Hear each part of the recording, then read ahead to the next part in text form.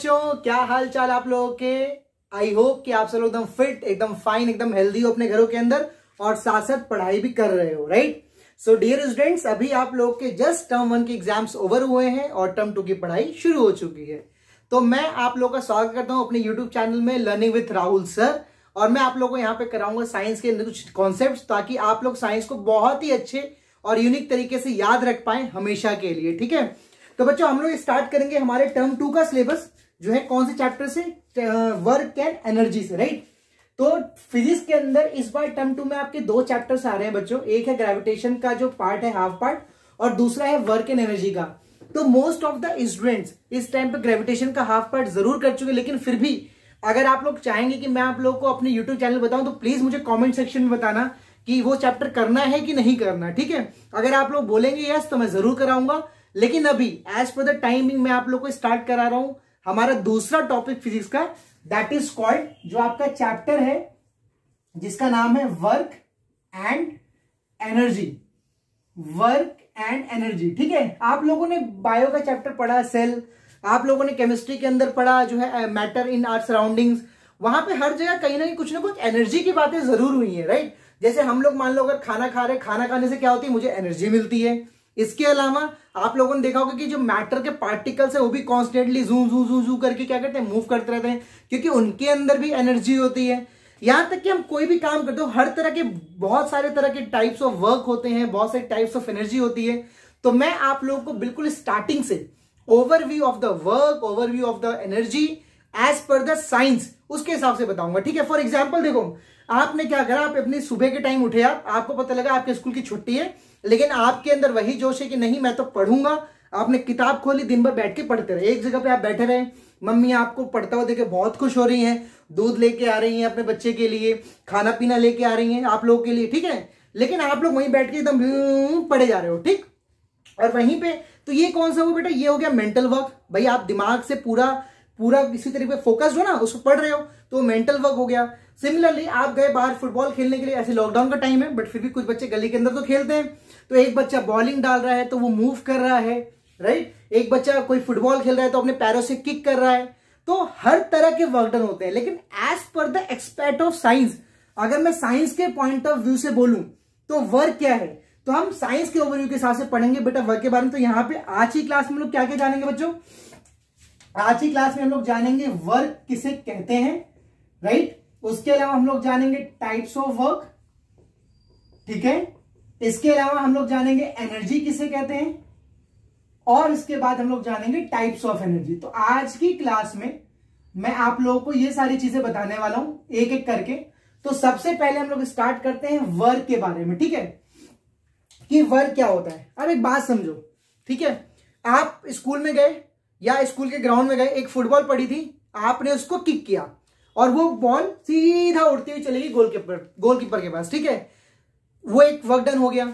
आप bat ball खेल रहे हो, क्रिकेट खेल रहे हो, या आपने देखा गेंद को छक्का मारते हुए, गेंद ने एकदम उठा के एकदम मस्त शॉट मारा, ठीक है। आपने किसी किताब को लिया, आपको मम्मी ने बोला कि बेटा ये सामान उठा के यहां से वहां रख दे। आपने उस सामान को लिया, ट्रैवल किया और वहां से वहां रख दिया। तो इन तीनों ही केसेस में अगर आपसे पूछूं तो आपने क्या करा, एक तो आपके फोर्स का यूज हुआ है। देखो आपने किसी भी चीज को, जो ही मैंने आपके सामने तीनों कंडीशन बताई है, उसके अंदर क्या लगाया है, एक तो आपने लगाया है फोर्स, भाई चीज को उठा के रखना, ठीक है, फुटबॉल को किक करना, बैट से जो है क्या करना, स्ट्राइक करना, सबके अंदर क्या है, फोर्स लगाए। और दूसरा, जिस ऑब्जेक्ट में फोर्स लगाया, क्या उसने डिस्टेंस कोई ट्रैवल किया। भाई गेंद ने छक्का मारा तो बॉल क्या है, बिल्कुल पिच से चलेगी बाउंड्री के बाहर। फुटबॉल को किक किया, फुटबॉल उड़ती ही गोलकीपर को पार करते गोल पे चलेगी। सामान आपने उठाया, यहां से उठा करके 2 कदम चल के ऊपर रसोई के किसी ऊपर वाले डब्बे के ऊपर रख दिया। तो तीनों जगह क्या हुआ, फोर्स हुआ, और साथ में क्या हुआ, उस ऑब्जेक्ट ने, आपने क्या करा, डिस्टेंस को ट्रेवल किया। तो what is work according to such. दूसरा मैंने क्या करा यहां पर, ठीक है, ये मेरा मार्कर है, मैंने इसको धक्का दिया या फोर्स लगाया, यहां से यहां पे आ गया, ठीक। एक तो ये हो गया। दूसरा, मैं इसको कॉन्टिन्यूसली सुबह से लेकर शाम हो गई कंटिन्यू धक्का दिए जा रहा हूं, दिया जा रहा हूं, लेकिन ये दीवार नहीं हिली। मतलब आपने यहां फोर्स तो लगाया लेकिन डिस्टेंस कोई मूव नहीं हुआ। तो साइंस कहता है आपने ये जो दिन भर धक्का लगाया ना दीवार को, दीवार 1 इंच नहीं हिली, ये काम नहीं है। आप दिन भर बैठ के पढ़ रहे हो, ये काम नहीं है।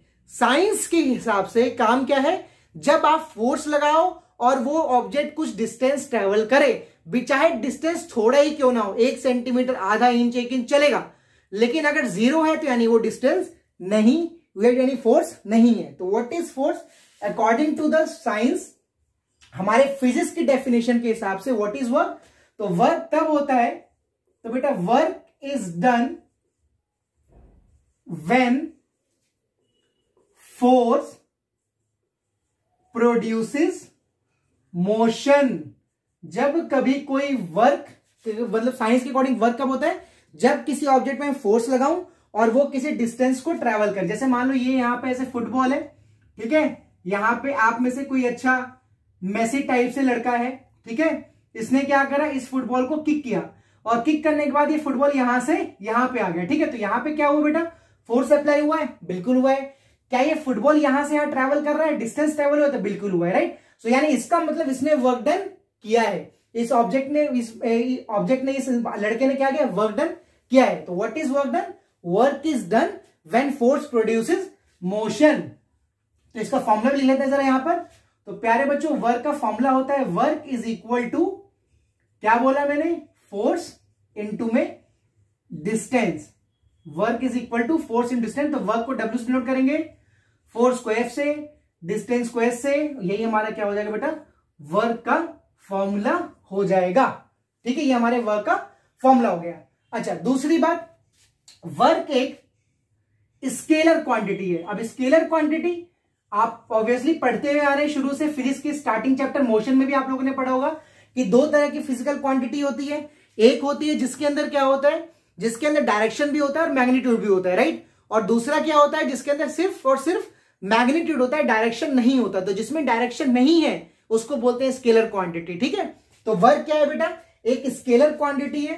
और अगर मैं बात करूं इसकी स्टैंडर्ड यूनिट की, एसआई यूनिट की, तो इसकी जो एसआई यूनिट होती है वो क्या होती है बच्चों, वो होती है जूल। क्या होती है, जूल। वर्क यूनिट भी जूल होती है और एनर्जी की तो खैर बाद में डिस्कस करेंगे।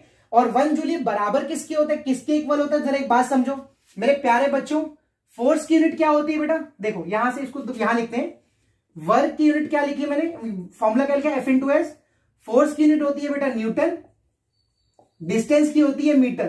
तो बहुत सारी बुक्स में इसकी यूनिट न्यूटन मीटर भी लिखी हुई है। तो कोई घबराने वाली बात नहीं है कि जूल लिख दिया तो क्या मेरा गलत हो गया सर, नहीं, बिल्कुल गलत नहीं है। न्यूटन मीटर लिखा है तो क्या बिल्कुल सही सर, वो भी सही है, जूल भी सही है, जो आपका मन का है फुल, तो कोई गलत नहीं होगा, टेंशन नहीं लेने का, ठीक है। तो ऐसा यूनिट हो गया ये जूल या न्यूटन मीटर, ये हो गया स्केलर क्वांटिटी, ठीक है। और वर्क का हो गया फॉर्मूला। क्या इतनी बात समझ आई आप लोगों को, बताओ कमेंट सेक्शन में जरूर बताना कि आप लोगों को समझ आया कि नहीं आया। जब तक जरा फटाफट से इसका स्क्रीनशॉट ले लीजिए।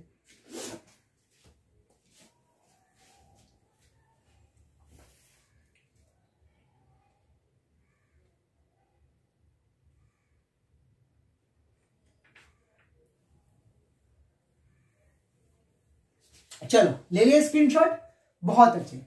अब इसके बाद बेटा यहां पे एक टॉपिक आता है work done against gravity. Against gravity यानी ग्रेविटी के उल्टा। ग्रेविटी क्या होती है बेटा, नीचे की तरफ लगता है, ठीक है। तो वर्क डन अगेंस्ट ग्रेविटी एक छोटा सा टॉपिक है, इसको भी जरा देख लेते हैं क्योंकि एनसीईआरटी में है ये। वर्क डन अगेंस्ट ग्रेविटी कुछ नहीं है, बहुत इजी चीज है। देखो अभी हमने क्या पढ़ा, वर्क का फॉर्मूला एफ इंटू एस। तो डियर स्टूडेंट, अगर कोई ऑब्जेक्ट ऊपर है, यहां पे ऐसे है, ठीक है, और यहां से ही नीचे की तरफ आ रहा है, तो जो डिस्टेंस होता है, ये वर्टिकल डिस्टेंस को हम लोग क्या बोल देते हैं, वर्टिकल डिस्टेंस। यानी ऊपर से नीचे ऐसे मैंने किया तो डिस्टेंस हो गया, इसी चीज को अगर मैं ऐसे कैलकुलेट करूं क्या हो जाएगा, हाइट हो जाएगा। तो वर्टिकल डिस्टेंस क्या हो जाएगा, हाइट, राइट। और जो फोर्स होता है वो किस में कन्वर्ट हो जाएगा, ग्रेविटेशनल फोर्स में। और किसी भी ऑब्जेक्ट को जब अर्थ ऊपर से नीचे अपनी तरफ खींचता है, उस वाले फोर्स को क्या बोलते हैं पता है आपको, ग्रेविटेशन चैप्टर में पढ़ा होगा बेटा, उसको बोलते हैं वेट, राइट। उसको हम लोग क्या बोलते हैं बेटा, उसको हम लोग बोलते हैं वेट, जिसका फॉर्मूला होता है m इंटू जी। तो therefore work done against gravity में क्या हो जाएगा, f की जगह क्या आ जाएगा बेटा, m इंटू जी आ जाएगा, और डिस्टेंस की जगह क्या आ जाएगा, h आ जाएगा। बस यही हो गया आपका फॉर्मूला। यही फॉर्मूला पोटेंशियल एनर्जी के लिए भी यूज करेंगे, तब क्या कॉन्सेप्ट रहेगा आपको बताऊंगा। बट जरा पहले फटाफट से इतना नोट कर लो, छोटा सा कॉन्सेप्ट है ये।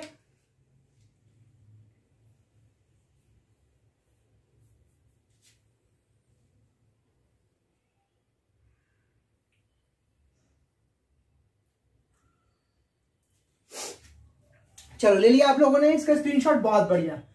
अच्छा, इसको जब बेटा हम लोग करते हैं ना, तो ऐसा नहीं है कि यहाँ पे सिर्फ एक ही फॉर्मूला का यूज होगा। आपके इन सब क्वेश्चंस को करने के लिए न्यूटन के जो तीनों इक्वेशंस हैं, न्यूटन जो आपके इक्वेशन ऑफ मोशन पढ़ रखी है, उनका भी यूज होगा। जैसे v square equal to u square plus 2s जो थर्ड इक्वेशन है, v is equal to u plus a t first equation थी, और s is equal to u t plus half a t square second equation, right. इनका भी use होगा। कैसे होगा, किन किन क्वेश्चंस में होगा, किन हालातों के अंदर होगा, मैं सारी चीजें आपको बताऊंगा एक करके। बट पहले क्या करते हैं, जरा कुछ न्यूमेरिकल्स को करना स्टार्ट करते हैं। एक दो न्यूमेरिकल्स करते हैं, तब उसके बाद हम चैप्टर को आगे बढ़ेंगे, ठीक है। तो फॉर एग्जाम्पल हम लोग पहला क्वेश्चन यहां पे करते हैं कि let's if 5 Newton of force is applied on an object and it moves through distance of 5 meter, find work done। करो जरा सॉल्व, करो जरा, वीडियो को पॉज करो, स्टॉप करो और जरा करो जरा इसको फटाफट से, देखो जरा हो रहा है कि नहीं हो रहा। बनाओ जरा इस क्वेश्चन को।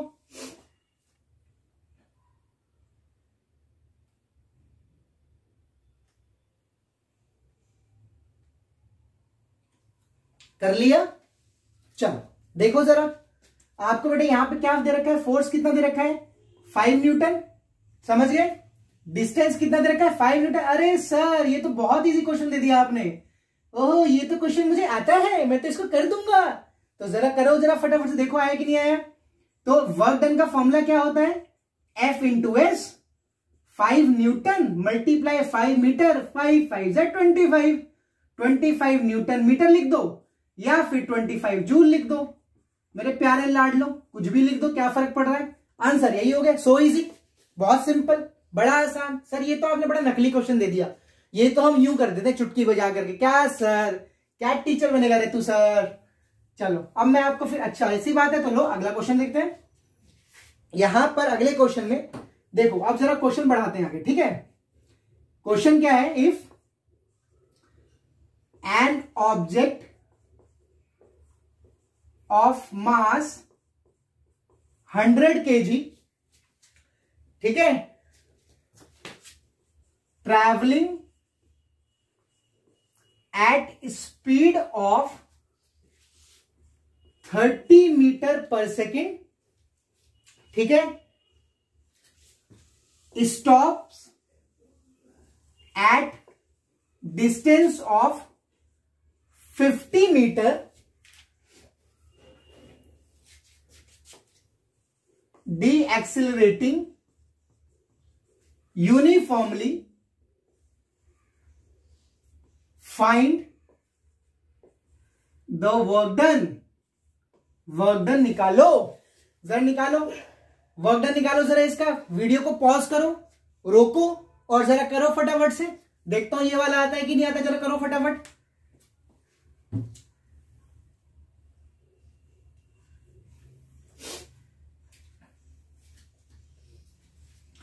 चलो जिन लोगों ने बना लिया क्वेश्चन को, बहुत अच्छी बात है। अब जरा चेक करो कि आप लोगों ने सही किया है कि नहीं किया, और सही किया है तो मुझे कमेंट सेक्शन में जरूर बताना कि आप लोगों ने सही किया है, राइट। चलो जरा तो सॉल्व करते हैं। क्या क्या चीजें दे रखी है बेटा, सबसे पहले दे रखा है मास आपको कितना, 100 kg, ठीक है। स्पीड दे रखी है आपको, इनिशियल वेलोसिटी आपका 30 मीटर पर सेकेंड, और स्टॉप्स एट अ डिस्टेंस यानी आगे चल के रुक जा रहे हैं, ठीक है। तो फाइनल वेलोसिटी कितनी हो जाएगी, 0, और डिस्टेंस आपको कितना दे रखा है, 50 मीटर। लिखा है डी एक्सेलरेटिंग, यानी कि ए की वैल्यू माइनस आएगी, ठीक है। आप देखो मेरे पास फॉर्मूला क्या है वर्क डन का, वो है F इंटू एस। तो एस तो मुझे दे रखा है, एस तो हो गया काम, लेकिन मुझे फोर्स निकालना है बच्चों। फोर्स कैसे निकालूंगा, फोर्स कैसे निकालूंगा, तो बेटा फोर्स का फॉर्मूला M इंटू ए होता है, ठीक है। तो M भी दे रखा है, S भी दे रखा है, लेकिन मुझे A नहीं दे रखा। लेकिन मैं ए जरूर निकाल सकता हूं, ठीक है। कौन से फॉर्मूले से, देखो आपको क्या क्या चीजें दे रखी हैं। आपको एस दे रखा है, आपको वी दे रखा है, आपको यू दे रखा है, राइट। तो from third equation of motion, from third equation of motion क्या है, v square equal to u square plus 2s, ठीक है। v 0 है इज इक्वल टू यू कितना दे रखा है आपको 30 मीटर पर सेकेंड, 30 के स्क्वायर प्लस 2 इंटू ए इंटू डिस्टेंस कितना दे रखा है बेटा 50।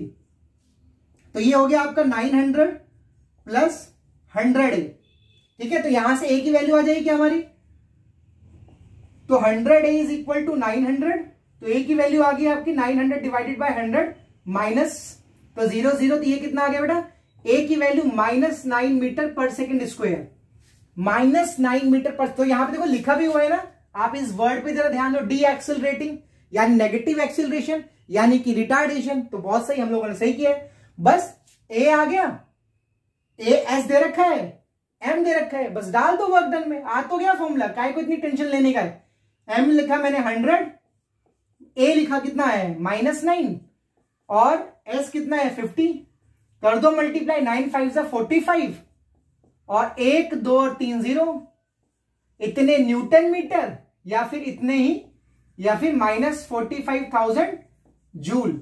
ये बेटा आपका क्या आ गया, ये आपका वर्क डन आ गया। यही तो पूछा था क्वेश्चन में, बता दिया है कि नहीं, इजी बताओ, नोट करो जरा इसको फटाफट से।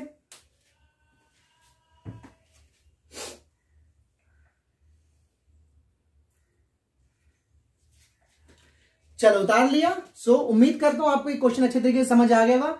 अब हम लोग, तो आपने देखा यहाँ पे, देखो यहाँ माइनस लगा हुआ है, सर वर्क डन क्या माइनस हो सकता है, बिल्कुल हो सकता है। बताता हूं बेटा आपको किस कंडीशन में। तो अगला टॉपिक वही है हमारा, जो नेक्स्ट टॉपिक है वो है types of work done. So we are moving ahead to the next topic, आगे बढ़ते हैं। और हमारे नेक्स्ट टॉपिक का नाम क्या है बेटा, टाइप्स ऑफ वर्क डन। तो 3 तरह के वर्क डन होते हैं बेटा। सबसे पहला जो होता है वो होता है पॉजिटिव वर्क डन। सबसे पहला क्या है, पॉजिटिव वर्क डन। फिर एक आता है second case, negative work done. और फिर आता है तीसरा, जीरो वर्क डन। क्या होता है तीनों के अंदर, जरा समझते हैं। देखो एक बात समझना, ठीक है। जैसे मैंने अभी आपको बोला कि यहां पे आप में से कोई होगा रोनाल्डो, कोई होगा मेसी, ठीक है। ये है, यहां पे ये बॉल पड़ी है, ठीक। आपने इसको फोर्स लगाया, तो इस कंडीशन के अंदर बेटा फोर्स भी इसी डायरेक्शन में है, भाई ऐसे तो मार रहे हो ना। और जो डायरेक्शन ऑफ मोशन है वो भी इसी डायरेक्शन में है, यानी डायरेक्शन ऑफ फोर्स और डायरेक्शन ऑफ मोशन दोनों एक ही डायरेक्शन, सेम डायरेक्शन में। इसको बोलते हैं पॉजिटिव वर्क डन, यानी यहां पे वर्क क्या हुआ, पॉजिटिव है। तो if the direction of motion and direction of force is same, is in same direction, it is called as, क्या बोलते हैं इसको, इसको बोलेंगे पॉजिटिव वर्क डन। समझ गए। अब उल्टा, अब क्या है, इधर से जब रोनाल्डो ने बॉल मारी तो इधर सामने कौन खड़ा हुआ है, इधर एक बहुत बढ़िया बार्सिलोना क्लब का गोलकीपर खड़ा हुआ है। बॉल ऐसे आ रही है, बॉल ऐसे ही, लेकिन इसने क्या करा, उससे इसको रोक दिया। समझ रहे हो, यानी इसने अब फोर्स इधर की तरफ लगाया है, लेकिन बॉल की मोशन तो इधर की तरफ थी ना, क्या हुआ, अपोजिट हो गया, उल्टा हो गया। मोशन ऐसे है, फोर्स ऐसे है, मोशन ऐसे है, फोर्स ऐसे है, तो उल्टा हो गया यहां पर। तो इसको क्या बोलेंगे बेटा, इसको बोलेंगे नेगेटिव वर्क डन। इसने पॉजिटिव वर्क डन किया, मारा गोल देकर, लेकिन सामने गोलकीपर भी तो अकेला थोड़ी खेल रहा है भाई, तू गोलकीपर भी तो है सामने वाला। बॉल आई, उसने रोक दिया, यानी अब उसके पास बॉल आ रही है, मोशन इधर की तरफ है, फोर्स वो ऐसे लगा रहा है। समझ रहे हो। अब इस बार अपोजिट डायरेक्शन हो गया मेरे लाडलो, इसलिए क्या हो गया, नेगेटिव वर्क डन। सो यहां पर अगर कभी ऐसा हो, सोचो कभी ऐसा हो तो क्या हो, नेगेटिव वर्क डन होगा, ज्यादा मत सोचो। तो यहां पे देखो क्या है, if the direction of motion is opposite to direction of force, it is called as what? It is called as negative work done. जैसा अभी पिछले क्वेश्चन में हुआ, फोर्स की वैल्यू माइनस आई थी ना, वर्क डन हमारा नेगेटिव आया था ना, तो negative work done is called negative work done. ठीक है सर, एक बार दोनों की डायरेक्शन सेम थी पॉजिटिव, दोनों की डायरेक्शन अपोजिट हो गई नेगेटिव, तो जीरो कहां से आया? अब जीरो कैसे बताओगे? तो जीरो भी देखो एक कंडीशन और बची है ना मेरे पास, उसको बताता हूं यहां पर। जैसे मान लो मैंने किसी ऑब्जेक्ट को ऐसे उठा रखा है, ठीक है, ऐसे सर पे ले रखा है अपने, तो इस ऑब्जेक्ट का फोर्स कहां है बेटा? नीचे। समझ रहे हो? मैंने किसी ऑब्जेक्ट, जैसे कूली होता है, कूली आपने देखा ना, कूली को, कूली क्या करता है? अपने सारे सामान को जो भी आप उसे देते हो, अपनी अटैची देते हो, अपने बैग देते हो, सब सर पे रख लेता है। उसने सर पे ऐसे रख लिया, ठीक है। अब इस ऑब्जेक्ट का जो वेट है, जो फोर्स है, वो कहां जा रहा है? नीचे की तरफ। और कूली चल रहा है ऐसे, समझ रहे हो? कूली चल रहा है ऐसे, तो वेट, फोर्स की डायरेक्शन ऐसे है और मोशन की डायरेक्शन ऐसे, यानी एक दूसरे के 90 डिग्री पे है बेटा। यानी यहां पर जो आपके फोर्स की डायरेक्शन है वो ऐसी है और आपके डायरेक्शन ऑफ मोशन क्या है? ऐसा है। तो इस कंडीशन में फोर्स और मोशन में एंगल कितना बन रहा है? 90 डिग्री। तो इस वजह से यहां पर केस को क्या बोलते हैं? जीरो। कैसे होता है मैं बताता हूं, कैसे होगा वो भी जरा समझा देता हूं मैं आपको, बट पहले जीरो वर्क डन का मतलब समझ लो। यहां पे इसका मतलब क्या है? If the direction of motion is perpendicular to direction of force, that is, इसका मतलब क्या है? Angle between direction of motion and force is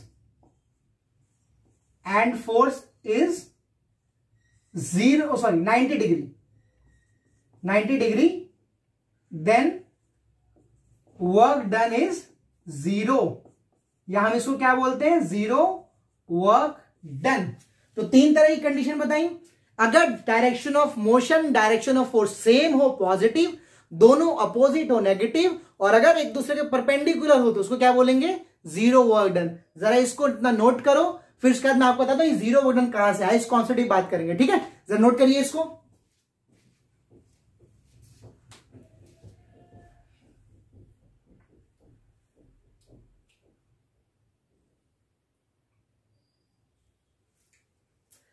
चलिए, उतार लिया। उम्मीद करता हूं सारी चीजें समझ आ रही होंगी आप लोगों को। ठीक है, अब मैं जरा आपसे बात करूंगा जीरो वर्क डन को लेकर के।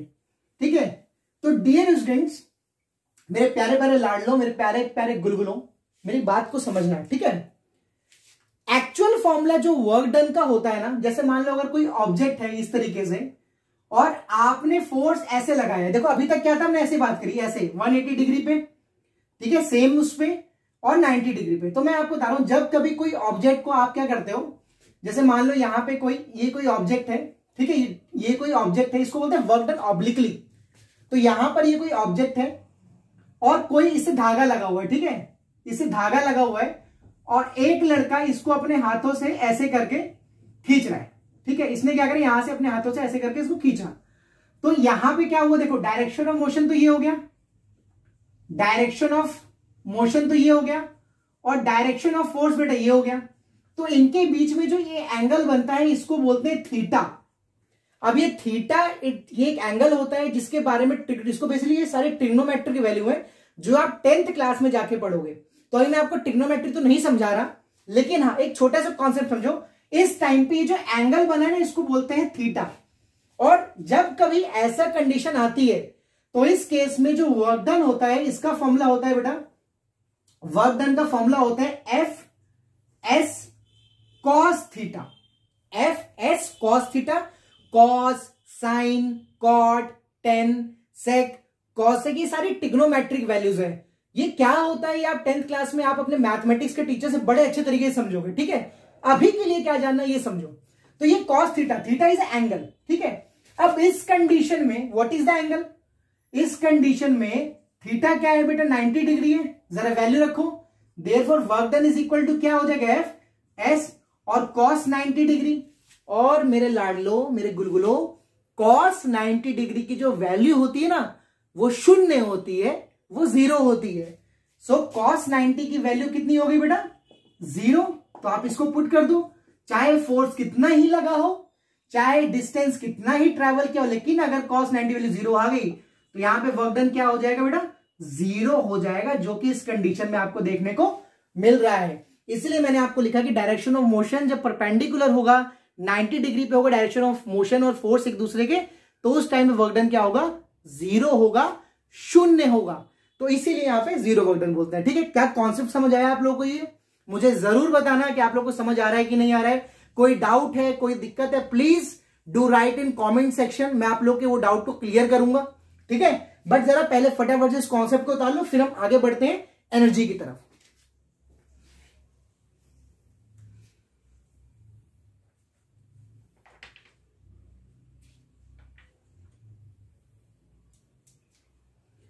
चलिए उतार लिया इसको। So now we are moving. तो ये बेटा इतना सारा चीज वर्क के बारे में था। अब हम लोग पढ़ रहे हैं अपने अगले टॉपिक की तरफ, दैट इज कॉल्ड एनर्जी।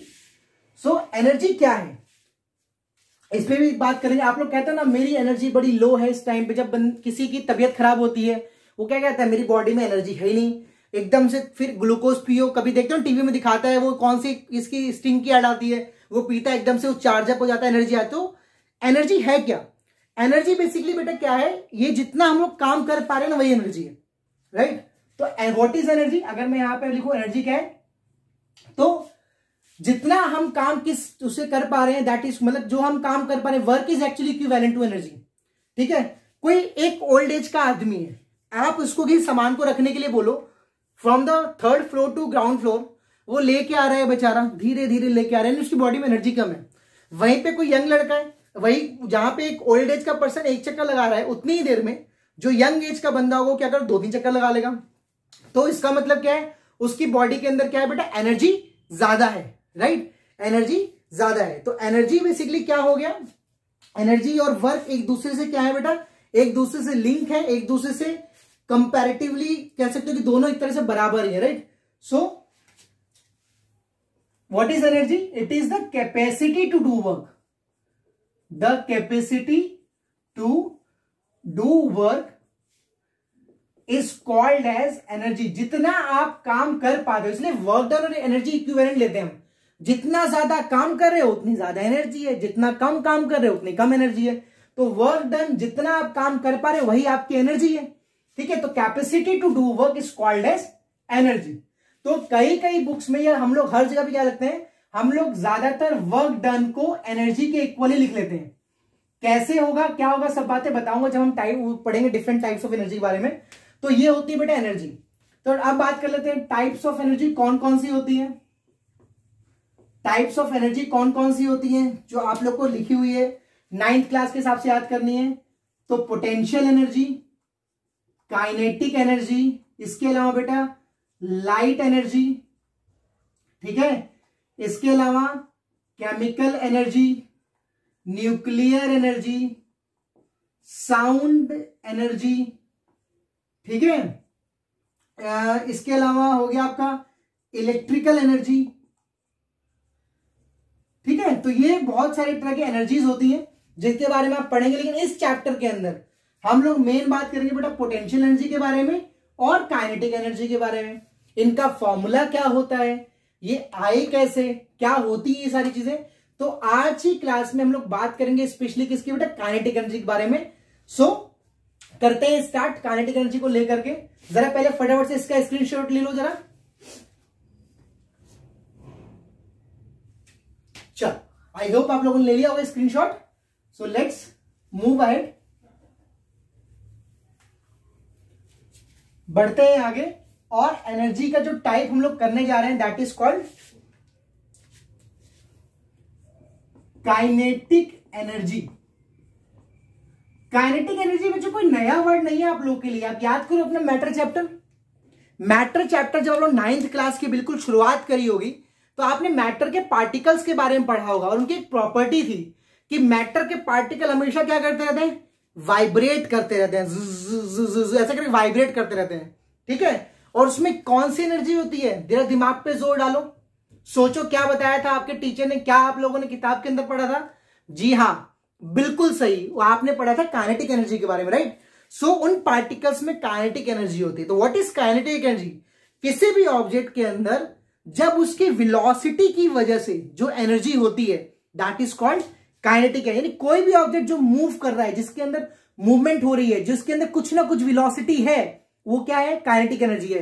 पंखा रोटेट कर रहा है, काइनेटिक एनर्जी है। मैं चल रहा हूं तो काइनेटिक एनर्जी, मैं भाग के जा रहा हूं तो मेरी बॉडी में काइनेटिक एनर्जी है। ये ऑब्जेक्ट है, मैंने उसको ऐसे ऊपर से नीचे फेंका तो जब मूव कर रहा है तो काइनेटिक एनर्जी है, राइट। तो जहां जहां पे मूवमेंट, आप बाइसिकल चला रहे हो, आप किसी ऑब्जेक्ट को, आप बाइक चला रहे हो, आप गाड़ी चला रहे हो, ठीक है, आप भाग रहे हो, आप साइकिलिंग कर रहे हो, एनीथिंग, किसी भी कंडीशन में जहां पर आप मूव कर रहे हो, जब आपकी बॉडी में मूवमेंट हो रही है और कुछ ना कुछ थोड़ी बहुत ही सही अगर वेलोसिटी है, तो यानी इसका मतलब आपकी बॉडी में एनर्जी कौन सी बेटा?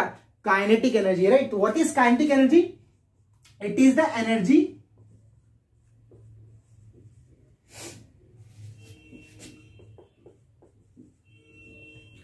Virtue by its motion. उसके मोशन के अंदर जो एनर्जी है, मोशन की वजह से जो एनर्जी है, उसको हम लोग क्या बोलते हैं बेटा? उसको हम लोग बोलते हैं kinetic. The energy virtue by its motion is called kinetic energy. इसका जो फॉर्मूला होता है वो होता है क्या? Half M V square. Mass, यहां पे एम का मतलब क्या है बच्चों? यहां पे एम का मतलब है मास और वी का मतलब है वेलोसिटी, राइट। और के का मतलब ऑब्वियसली काइनेटिक एनर्जी। और क्योंकि ये एक एनर्जी है, क्योंकि ये एक एनर्जी है, तो इसी वजह से इसकी जो एसआई यूनिट होती है वो क्या होगी बेटा? ये होगी जूल, ठीक है। ये क्या होगी? जूल होगी। अब मैं आपको फटाफट से, आप जरा इसको नोट करो, उसके तुरंत बाद मैं आप लोग क्या करूंगा, इसकी डेरिवेशन भी बताता हूं, ठीक है। तो डेरिवेशन के बाद आज का टॉपिक यहीं क्लोज करेंगे हम लोग। तो जरा फटाफट से उतारो, उसके बाद मैं इसकी डेरिवेशन आपको बताऊं, ये फॉर्मूला आखिर आया कहां से, जरा करो फटाफट से।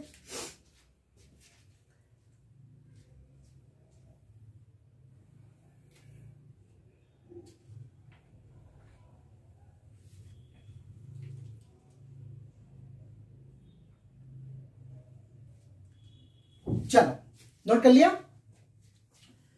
अब मैं आपको बताता हूं आखिर बेटा ये फॉर्मूला आया कहां से, हम किस तरीके से इस फॉर्मूले को लिखते हैं और क्यों लिखते हैं, उसके रीजन के बारे में जरा बात करेंगे। तो मान लेते हैं, लेट अस कंसीडर कि ये कोई ऑब्जेक्ट है जिसका मास है m। क्या बोला मैंने? ये एक ऑब्जेक्ट है जिसका मास है m। इनिशियल वेलोसिटी लेट से इट इज ऑन रेस्ट, तो u इसका 0 मान लेते हैं, क्योंकि मान लेते हैं कि रेस्ट पे है। फिर मैंने इसके ऊपर एक फोर्स अप्लाई किया, समझना, मैंने यहां पर फोर्स अप्लाई किया जिसकी वजह से ये ऑब्जेक्ट मूव करता हुआ लेट से यहां पे आ गया। और यहां पे इसका जो मास है, इसका मास तो सेम ही रहेगा, क्योंकि मास एक ऐसी प्रॉपर्टी बेटा जो कांस्टेंट होती है, मास चेंज नहीं होती हर जगह, ठीक है।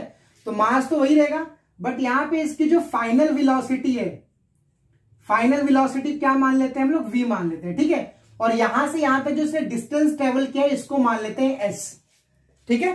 चलो अब देखो, पहली इक्वेशन मैंने वर्क डन को क्या लिख रखा है बेटा? वर्क डन का फॉर्मूला क्या होता है?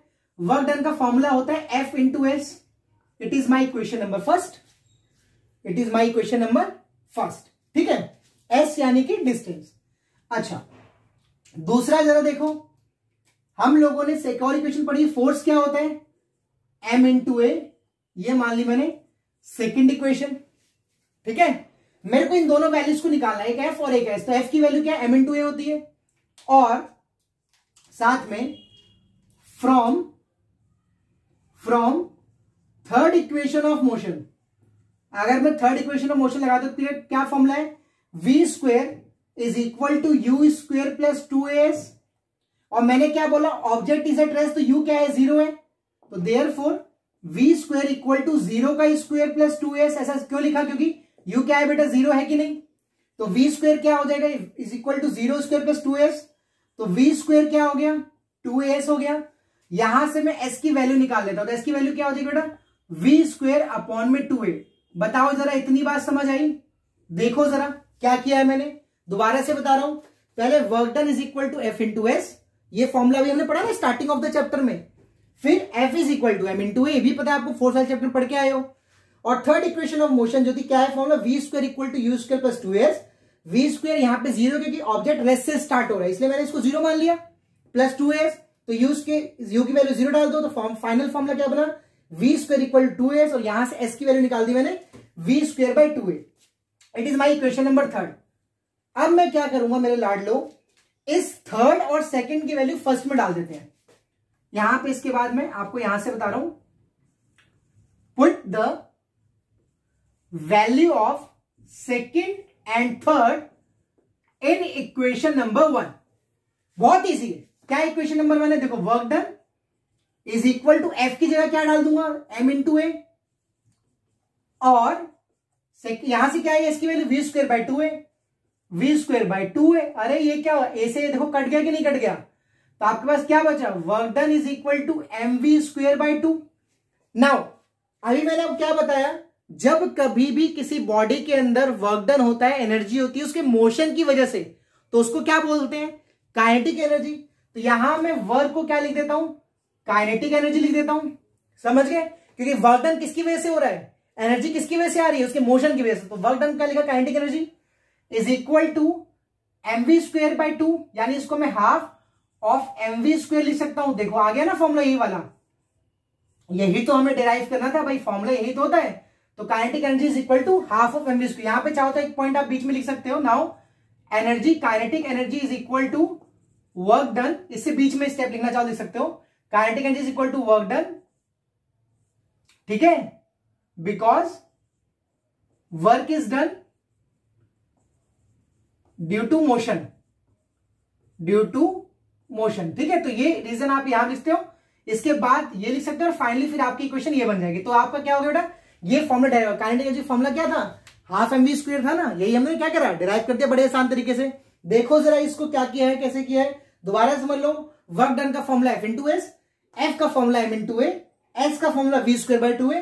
जस्ट इस वाली इक्वेशन वैल्यू डाल दी, एफ की जगह लिख दिया एम इंटू ए, एस की जगह लिख दिया we square by 2a, A से A cancel, M we square by 2। Work done और एनर्जी अगर मोशन की वजह से है तो काइनेटिक एनर्जी, और काइनेटिक एनर्जी का फॉर्मूला क्या आ गया, हाफ एम वी स्क्वायर। बस यही तो करना था हमें, क्या मुश्किल है बताओ, है ना इजी। सो डियर स्टूडेंट्स, आज की क्लास के लिए हम लोग इतना ही छोड़ते हैं। आपको ये वीडियो कैसी लगी, प्लीज अपने दोस्तों के साथ, जो बच्चे ट्यूशन वगैरह नहीं पढ़ रहे हैं, जिनको इस चीज की जरूरत है, प्लीज उनके साथ इसको लाइक करो, शेयर करो, सब्सक्राइब करो, कमेंट सेक्शन में अपने डाउट्स बताओ। मैं आप लोग की कोशिश करूंगा सारे के सारे डाउट्स क्लियर करने की इस सेशन के अंदर, ठीक है। और इसको पढ़ते रहिए, इसको एक बार रिवाइज करिए, समझिए, कोई दिक्कत आए मुझे फिर से बताना। सो आज की क्लास के लिए इतना ही, अपना रखिए ध्यान, और मेरे चैनल को लाइक शेयर सब्सक्राइब करना मत भूलिए। पढ़ते रहिए मेरे साथ, लर्निंग विद राहुल सर। तब तक अपना ध्यान रखिए, घर पे रहिए, stay safe, stay healthy, and bye bye.